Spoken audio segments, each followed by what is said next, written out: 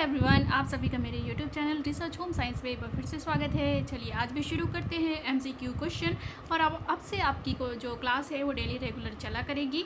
तो देखिए आज का क्वेश्चन जो है एमसीक्यू क्वेश्चन की फॉर्म में है। होम साइंस के सारे ही इंपॉर्टेंट क्वेश्चन हैं। चलिए देखते हैं पहला क्वेश्चन।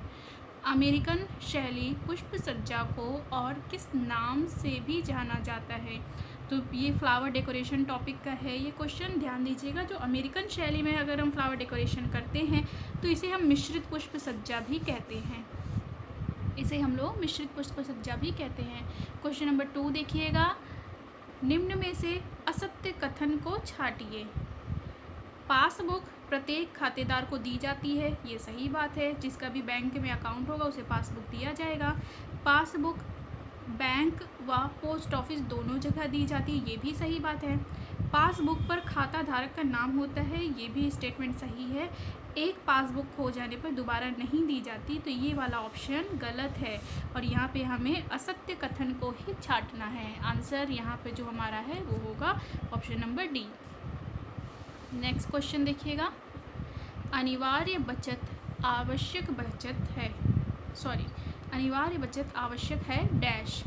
भावी जीवन के लिए आवश्यक है, बीते हुए समय के लिए आवश्यक है, पड़ोसी के लिए आवश्यक है, या उपरोक्त सभी। तो जो अनिवार्य बचत हम लोग करते हैं वो ध्यान दीजिएगा, वो भावी जीवन के लिए आवश्यक होता है, हमारे फ्यूचर के लिए।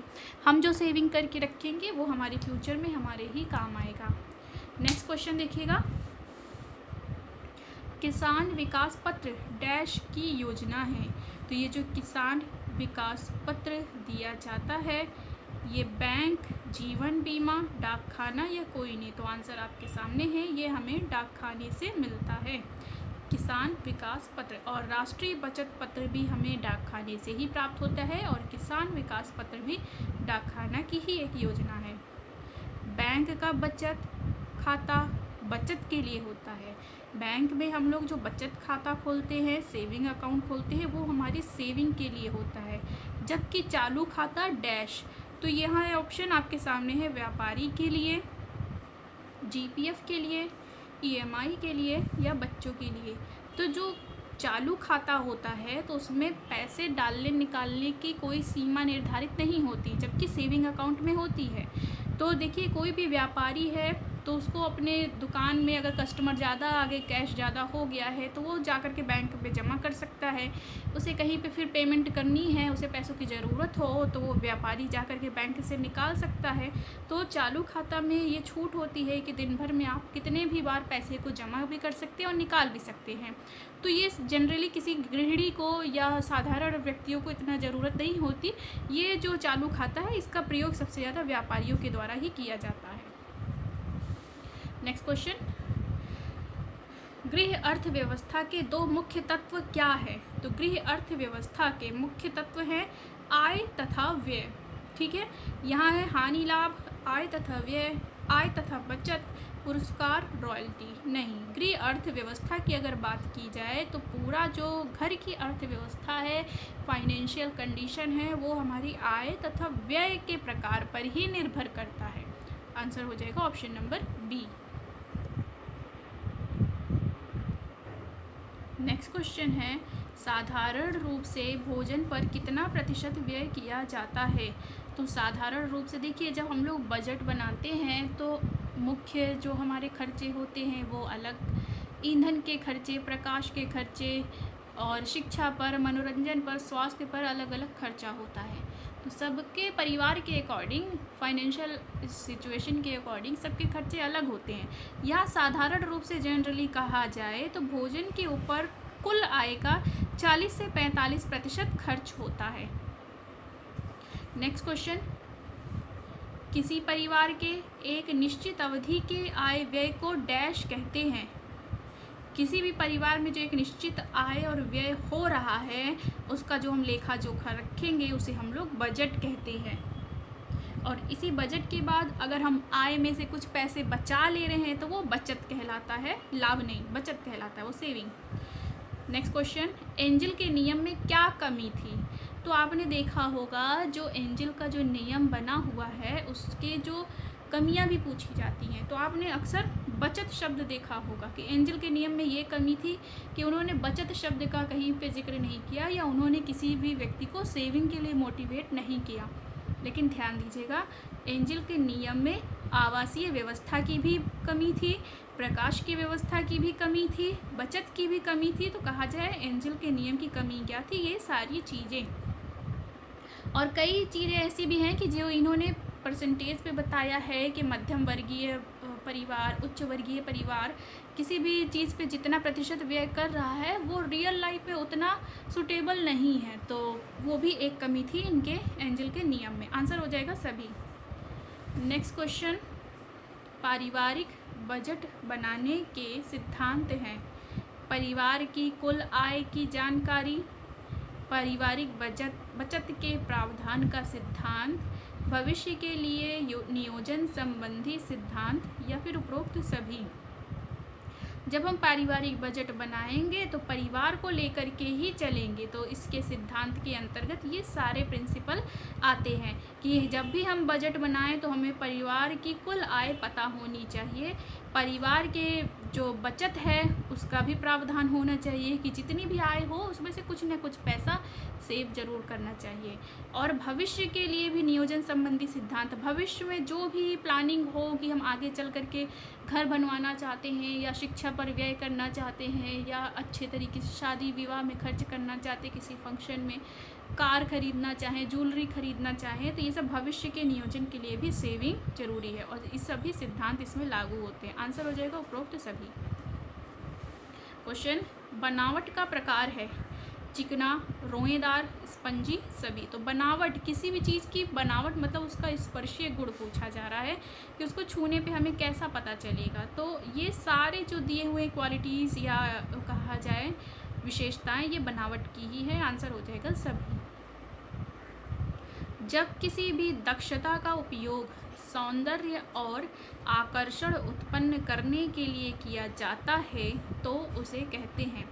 जब किसी दक्षता का मतलब स्किल, जैसे कि आप में स्किल है किसी का, आप मेकअप अच्छे से कर सकते हैं, आप में स्किल है, आप पेंटिंग अच्छी बना ले रहे हैं, आप एम्ब्रॉयडरी कर ले रहे हैं, मेहंदी की डिज़ाइन अच्छी लगा ले रहे हैं, रंगोली आप बना सकते हैं। तो ये सारी क्या है? दक्षता हुई, स्किल हुई किसी भी व्यक्ति की। अब इनका हम उपयोग कर रहे हैं घर में सौंदर्य बढ़ाने के लिए, आकर्षण उत्पन्न करने के लिए, तो ये कहलाएगा कला, ये कला कहलाएगी, आर्ट। नेक्स्ट क्वेश्चन, गृह सज्जा में मुख्य रूप से कितनी रेखाएं प्रयोग की जाती है? यहाँ पे है 2, 4, 8, 12। तो यहाँ आप देखेंगे कि गृह सज्जा की बात की जाए तो मुख्य रूप से 2 ही रेखाएं प्रयोग की जाती हैं, ठीक है, चाहे वो लंबवत हो और चाहे वो क्षैतिज। इन्हीं 2 तरीके की रेखाओं का प्रयोग करते हुए हम अलग अलग तरीके की गृह सज्जा में अलग अलग रेखाओं का प्रयोग कर सकते हैं। जैसे हम ये लंबवत रेखा को जरा सा स्लाइटली ऐसे कर दें, एक रेखा ऐसे, और तीसरी ये क्षैतिज रेखा डाल दी, तो ये देखिए ट्रायंगल बन गया। तो यहाँ पे ध्यान दीजिएगा, 2 ही प्रकार की मुख्य रूप से रेखाओं का प्रयोग किया जाता है।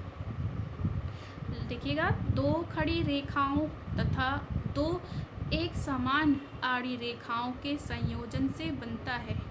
2 खड़ी रेखाओं तथा 2 एक समान आड़ी रेखाओं के संयोजन से क्या बनेगा? तो जब देखिए समान की बात की जा रही है तो यहाँ पर 2 समान रेखा मतलब एक ही आकार का, और 2 खड़ी रेखा वो भी एक ही आकार की, तो ये बन रही है वर्ग, ठीक है। चलिए आगे देखते हैं क्वेश्चन। समय व्यवस्थापन का मानदंड एवं यंत्र जिसका अर्थ किसी भी कार्य एवं परिणाम में उतार चढ़ाव है कहलाता है कार्यवक्र। यहाँ पर ध्यान दीजिएगा, पीक लोड शब्द भी लिखा है। पीक लोड का अर्थ होता है किसी भी कार्य को करते समय या व्यक्ति की दिनचर्या में सबसे अधिक काम जिस समय होता है, घर का काम, तो वो सिचुएशन कहलाती पीक लोड। यहाँ पर उतार चढ़ाव की बात की जा रही है और उतार चढ़ाव को प्रदर्शित करने के लिए हम इस तरीके से रेखाओं को प्रयोग करते हैं। नेक्स्ट, आवश्यकता के आधार पर कार्य को स्थान देना कहलाता है समय क्रम। ठीक है, कि आवश्यकता के आधार पे हम समय निर्धारित कर लें कि किस कार्य में कितना समय लगेगा, तो इसे ही हम कहते हैं समय क्रम। जैसी आवश्यकता या जिस कार्य को हमें पहले करना ज़्यादा ज़रूरी है उसे हम सबसे पहले क्रम में रखेंगे समय के अनुसार में, और जिसे हम टाल सकते हैं कुछ समय के लिए, कुछ घंटों के लिए, कुछ दिन के लिए, वो कार्य हम बाद में करते हैं। नेक्स्ट क्वेश्चन देखिएगा, 8-8-8 का अनुपात हम किसके अंतर्गत बनाते हैं? तो ये जो 8-8-8 को अगर हम मल्टीप्लाई करते हैं, देखिए इस तरीके से। वैसे ये मत सोचिएगा कि ये एलसीएम और निकालने वाला कोई ये हम लोग सूत्र बना रहे हैं। जनरली सोचिए 8-8-8 का अनुपात 8 को हम लोग मल्टीप्लाई करते हैं, ये 3 बार 8 है, ठीक है, 3 आंसर आएगा 24, और एक दिन में होता है 24 आवर। तो यहाँ पर हम व्यवस्थापन किसका करेंगे? समय का। ठीक है, लैगवर्दी ने कार्य को बताया है, तो लैगवर्दी ने जो घर के कार्य हैं उनको 3 भागों में बांटा है, हल्का कार्य, मध्यम कार्य, भारी कार्य या सभी। ये जो टॉपिक है ये भी काफ़ी कंफ्यूजिंग है और बच्चे अक्सर ये भूल जाते हैं, समझ नहीं पाते कि बिस्तर बनाना या फिर घर की सफाई करना, पोछे लगाना, डस्टिंग करना, ये किस कैटेगरी में काम आता है, किस वर्ग में ये आएगा। तो आपको भी अगर ऐसी समस्या है तो आप कमेंट में बताइएगा, तो ये टॉपिक भी हम पढ़ा देंगे। आंसर हो जाएगा सभी। सर्वाधिक थकान किस प्रयास में होती है? तो ध्यान दीजिएगा, पद प्रयास, टॉर्सल प्रयास, शारीरिक थकान या सभी। तो ध्यान दीजिएगा, सर्वाधिक थकान किस प्रयास में होगी? तो टॉर्सल प्रयास में। ये किसी प्रयास का एक प्रकार नहीं है। पद प्रयास और टॉर्सल प्रयास ये प्रयास के तरीके होते हैं। इसी के अलावा यहाँ पर चक्षु प्रयास भी आएगा जब हम अपनी आँखों का प्रयोग करते हैं। इसी तरीके से 5 प्रयास हम पढ़ते हैं। जो टॉर्सल प्रयास होता है, हिंदी में इसे हम लोग कहते हैं मोड़न प्रयास। मोड़न प्रयास, जब हम बेंड होकर के कोई कार्य करते हैं, मतलब ना सीधे खड़े हैं ना पूरे तरीके से बैठे हैं, आधा झुक करके अगर हम कोई कार्य करते हैं तो उस अवस्था में हम सबसे ज़्यादा थकान का एहसास करते हैं। आंसर हो जाएगा ऑप्शन नंबर बी। नीरस थकान संबंधित है। नीरस थकान मानसिक थकान से संबंधित है, और मानसिक थकान से संबंधित एक और थकान है कुंठाजन्य थकान। नीरस का मतलब होता है बोर हो जाना। किसी भी एक कार्य को कंटिन्यू करते करते इंसान बोर हो जाता है, तभी कुछ समय के लिए ब्रेक लेना पड़ता है कि अब इस काम के अलावा हम दूसरा काम थोड़ी देर कर लें ताकि मन बहल जाए। तो नीरस थकान किससे संबंधित है? मानसिक थकान से। नेक्स्ट देखिएगा, किसी कार्य को करने हेतु महत्वपूर्ण तत्व है। तो तत्वों की अगर बात की जाएगी तो 3 तत्व आते हैं कि किसी भी कार्य को करना हो तो कार्य होना चाहिए, कार्यकर्ता होना चाहिए और कार्य क्षेत्र होना चाहिए। आंसर हो जाएगा यहाँ पर सभी। किसी भी कार्य को करना हो तो कोई ना कोई हमारे पास काम होना चाहिए, इसके बाद उस काम को करने वाला कोई ना कोई व्यक्ति होना चाहिए, और जब हम उस कार्य को करने जा रहे हैं तो उसके लिए हमारे पास एक विशेष क्षेत्र भी होना चाहिए, कार्य क्षेत्र कहलाता है। आंसर हो जाएगा सभी। किसी भी कार्य को आसान बनाना क्या कहलाता है? तो कार्य सरलीकरण, यही तो हमारा एक यूनिट है, एक टॉपिक है। किसी भी कार्य को आसान बनाना कार्य सरलीकरण कहलाता है। निम्न में से संपूर्ति आय का उदाहरण नहीं है। तो संपूर्ति आय, जब हम लोग आय का क्लासिफिकेशन पढ़ते हैं तो ध्यान दीजिएगा, वहाँ पर हम लोग एक तो पहली बात जनरली आय के प्रकार में पढ़ते हैं, एक होता है प्रत्यक्ष आय, दूसरा अप्रत्यक्ष आय। फिर हम पारिवारिक आय को पढ़ते हैं तो उसमें देखते हैं एक होता है मौद्रिक आय, दूसरा है वास्तविक आय, तीसरा होता है मानसिक आय। तो ये क्लासिफिकेशन आप लोग को अगर ज़रूरत हो तो ये टॉपिक भी हम पढ़ा देंगे। मेरा ये फेवरेट भी टॉपिक है और काफ़ी अच्छे से आपको एक्सप्लेन किया जा सकता है।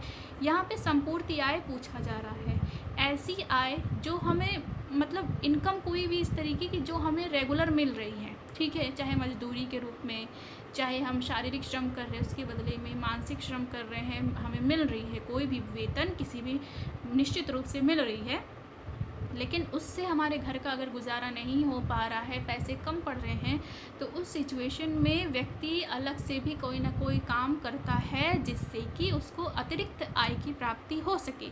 यही कहलाता है संपूर्ति आय। जैसे आप लोग एक पार्ट टाइम जॉब समझ लीजिए, पार्ट टाइम जॉब, जैसे व्यक्ति कहीं पे कुछ काम कर रहा है रेगुलर टाइम पे, उसके अलावा अतिरिक्त जितने घंटे बचते उसमें भी कोई तरीके से अर्निंग के लिए कोई व्यक्ति कार्य करे तो वो पार्ट टाइम जॉब होता है।